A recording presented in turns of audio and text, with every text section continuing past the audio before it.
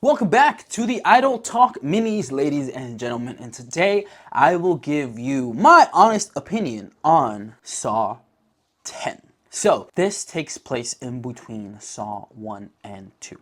Okay, if you didn't know, Saw 1 was the bathroom game, and all it really was one location, and it was our bathroom location with Dr. Lawrence Gordon and Adam, who's a photographer that was hired by Detective Tapp, who is in this movie trying to chase down Jigsaw. My cat is here. Shout out to my cat. But Saw 2 takes place after that, after some time, and Detective Matthews is on the case trying to hunt down where Jigsaw is and who he is, really. He's trying to get to the bottom of this, right? So that's our premise in Saw 3, because I feel like Saw 3 is relevant in this movie. We have Amanda, who kidnaps Dr. Lin, and she is responsible for doing brain surgery on John Kramer, which Tobin Bell returns for this installment. And I do believe that this installment of Saw really does do justice on what Saw really was for the first 2 to 3 movies. So in Saw 3, we get introduced to Amanda as she is the apprentice of Jigsaw, and then 4, 5, 6, 7, we learn that Detective Hoffman is also an apprentice of Jigsaw. So I can see why people have a disdain for the 3 to 7 movies, just because it's steered away from the philosophy that John Kramer had as he held the mantle as Jigsaw. But Saw 10, let's talk about it. I wrote an initial Letterboxd review, so if you don't follow me on Letterboxd, you're missing out. The F Ramos on Letterboxd. And there's a quote from the movie that I always love putting into these Letterboxd reviews. Quote, I call that epic bad luck. Now that quote comes from a scene that I think you should go out and enjoy. I would highly recommend this movie. I gave it 5 stars out of 5 stars, pretty much, that you could give it. I would rate this for me. Um, and in the context of all the Saw films, I would say this is one of the better Saw films, and I would say it is a 10 out of 10. The only 10 out of 10 that I think I have out there is the first Saw, because I love the first Saw so much. Saw X returns to its humble beginnings, where 2 friends wanted to make a low-budget horror film using one set. We saw some old characters, and the blonde low-key looks like Amber Heard, so Dep stands look forward to that. That was my sister's opinion about that. She did really kind of look like Amber Heard, so if you want to go see someone punish Amber Heard, go watch this movie. I will say there's a crazy plot twist and a great ending. It's crazy how this movie is in 4K, because it really gets you in the nitty-gritty parts of the traps. And let's talk about the traps for a little bit, because that's always been the media's biggest criticism of Saw. I mean, I've seen comparisons of Terrifier and Terrifier 2 to this movie. And that's what kind of really grinds my gears a little bit, because people have gone out of their way in the media, especially to flat out defend those kinds of movies, especially Terrifier 2. People were coming out of the woodwork to defend that. It wasn't that bad, it's a movie, it's allowed to push certain limits. But the media has always had this hatred kind of towards the Saw franchise, especially calling it a gore fest, not less of a horror movie. There's no underlining story between them. So I kind of want to come out in its defense and say that I did see Terrifier 2, and I don't think it's comparable to it. I think they're 2 different things. I think Saw was not gory on the sake of being gory. This, ladies and gentlemen, is something that I've always kind of wanted in a Saw movie, where Jigsaw, Tobin Bell, makes things personal. We saw in the prequel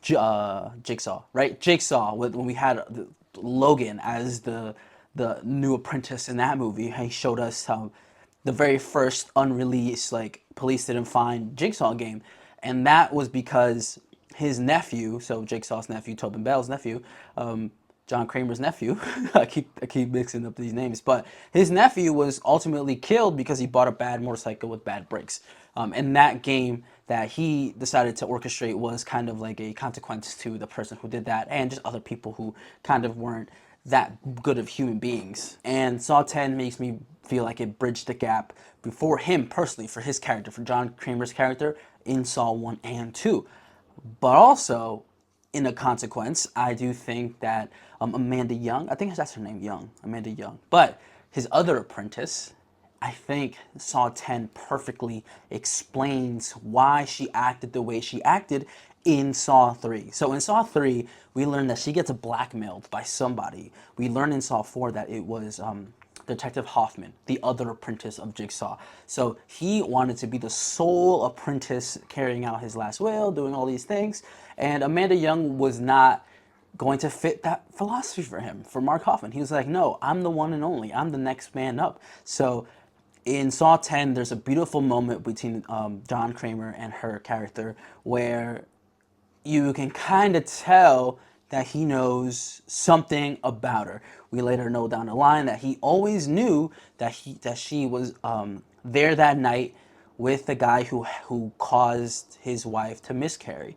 And I think that's very impactful. And I think Saw 10 is the reason why she acts the way she acts in Saw 3, where she's irrational. She's too emotionally connected to him. She doesn't want him to die. She can't believe he's going to die. She will do everything in her power to make sure he doesn't die. And there's a selfishness to her character in Saw 3 where the doctor did her task. She did the brain surgery. The guy who was being tested in that game throughout the whole movie passed his test, and now it's her time to let her go. And that was her final test, to be able to let things go. And we find out she can't. Not that she can't, maybe because she couldn't or she didn't want to because of this blackmail and being scared of the consequences. But yeah, I mean, Saw 10, I don't think it deserves any of the same criticisms it's gonna get. I mean, the fans are gonna go out and love it. It does stay true to its humble roots where it kind of keeps the same scene.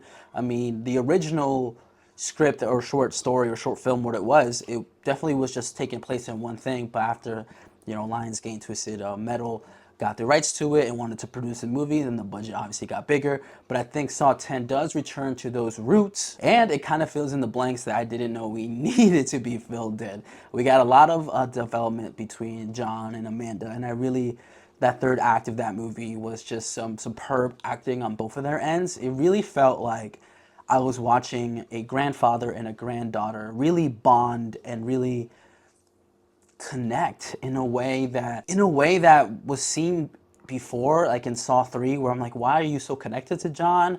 Like, why are you so obsessive with John? Is it because of this, because of that? And we later learned that there's a reason, because they spent some time together, like working through things. Really, he took his time teaching her how to do the things she wants to do and how to fulfill the Jigsaw legacy. And overall, I mean, it was so sad just watching them connect in between these gruesome traps. And I think my sister put it best, is that this movie sucks because it is in 4K. Like, it's not upscaled, like we're not watching Saw 1 upscaled to 4K, where you can still kind of see some grainy parts of it. It's not that crystal clear, but in Saw 10, you're in there. It's like you were also in this game. That's how crispy you can see these traps. That's how really in your face it gets. And honestly, I don't think it's that bad. I mean, if I was to think back on all the traps, and I might spoil something here, but the eye test wasn't too bad. You don't really see it. I guess at the end of that trap, it gets kind of like gruesome, but it's not too bad. It's more like I was more shocked when I saw that. I wasn't like sick to my stomach. I wasn't like terrified or anything like that. I was just like surprised. I was shocked that they could kind of produce that practically or even CGI, but it still looked real as fuck. And then we moved on to the first main game of the group of people that were there, and it didn't look too crazy until the very end, where they had to separate something. You had to get enough of something on this scale and then you'd be free. That was crazy because I don't know if that's actually what it looks like. I'm not trying to spoil anything too crazy, but then the next game was kind of like open, like do yourself brain surgery, and the guy clearly could not get what he needed to get done in time. So that was pretty sick too. I do think that kind of maybe I was like holding my hands on my face, like, but like this, so I could kind of see what's going on. But it wasn't too bad now that I think about it. It was just the fact that everything was so crystal clear in 4K that really differentiates this from any of the other movies. And even from Jigsaw and Spiral, those movies came out relatively recently, but they never were true to the philosophy that John Kramer had. So I think that's the biggest distinction of this like third movie that had come out in recent years. So would I recommend you watch Saw 10? Of course I would recommend it. I would recommend it with my full heart and soul. Like, it is a movie you should go out and support if you are a lifelong Saw fan. If Saw is something that introduced you to the genre in general, then of course go look at that, go watch that movie. I'm gonna go watch it like 2 more times just to kind of get a very specific understanding of things that might have missed over.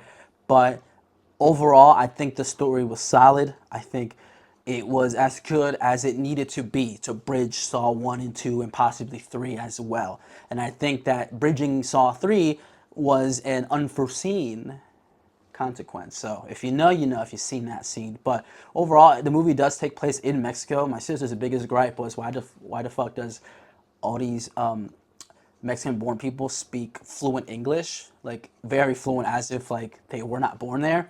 And that's just nitpicking, but I thought that was pretty funny. I'm like, well, they needed to get a second generation, not a third generation. You know, the one that's born in America. But I think that was a funny kind of like thing to notice that they like had like flawless English dialect and barely an accent, even though they were supposed to like have like an accent in some scenes and some not. But I mean, the main people being tried in this game, I feel like you could insert somebody else in it and it'd be the same thing. I think they were written in that way. The only thing I think that the main person that Jigsaw is trying to test, that I don't see anybody else playing that role in the way that this person did.